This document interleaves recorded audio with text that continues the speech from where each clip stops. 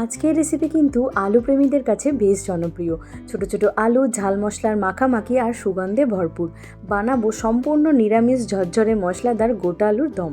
প্রথমে আলুর খোসা ছাড়িয়ে বেশ খানিকটা নুন আর হলুদ দিয়ে প্রেসার কুকারে 3টে সিটি দিয়ে নিয়েছি। আর এই আলুর দমে অ্যাড করেছি বেশ কিছুটা কড়াইশুঁটি। এর জন্য কড়াইশুঁটির খোসা ছাড়িয়ে ফুটন্ত জলে সামান্য নুন দিয়ে 3 থেকে 4 মিনিট ফুটিয়ে জল ঝরিয়ে রেখে দিয়েছি।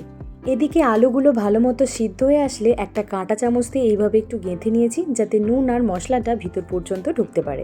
এবার কড়াইয়ে বেশ কিছুটা সর্ষের তেল গরম করে তাতে সিদ্ধ করা আলুগুলো দিয়ে পরিমাণ মতো নুন ছড়িয়ে একটু লাল করে ভেজে তুলে নিয়েছি। এদিকে 1 চামচ গোটা ধনে আর হাফ চামচ মৌরিকে একটা হামালদিস্তাতে হালকা একটু গুঁড়িয়ে রেখে দিয়েছি।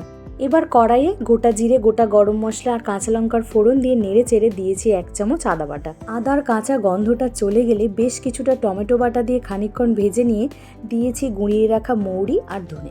ভালোভাবে কিছুক্ষণ মিশিয়ে নিয়ে দিয়েছি কাশ্মীরি লঙ্কার গুঁড়ো, ধনের গুঁড়ো, হলুদ গুঁড়ো আর জিরের গুঁড়ো। সামান্য জল দিয়ে মশলাটা বেশ খানিকক্ষণ কষিয়ে নিয়েছি যাতে তেল ছেড়ে আসে। মশলা থেকে তেল ছেড়ে আসলে দিয়েছি সামান্য নুন আর চিনি। এরপর ভেজে রাখা আলুগুলো দিয়ে 3 থেকে 4 মিনিট ভালোভাবে কষিয়ে নিয়ে দিয়েছি সিদ্ধ করে রাখা কড়াইশুঁটি। সব কিছু ভালো মতো মিশিয়ে নিয়ে আরও 2 থেকে 3 মিনিট রান্না করে পরিমাণ মতো জল দিয়ে ঢাকনা লাগিয়ে 5 মিনিটের মতো রেখে দিয়েছি। এরপর গ্রেভিটা একটু ঘন হয়ে আসলে দিয়েছি সামান্য ভাজা জিরের গুঁড়ো আর কুচানো ধনেপাতা। সব কিছু ভালো মতো মিশিয়ে নিলেই লুচি পরোটার সেরা সঙ্গী জিভে জল আনা এই গোটা আলুর দম কিন্তু একেবারে তৈরি। তো রেসিপিটা কেমন লাগলো আমাকে অবশ্যই কমেন্টে জানিও।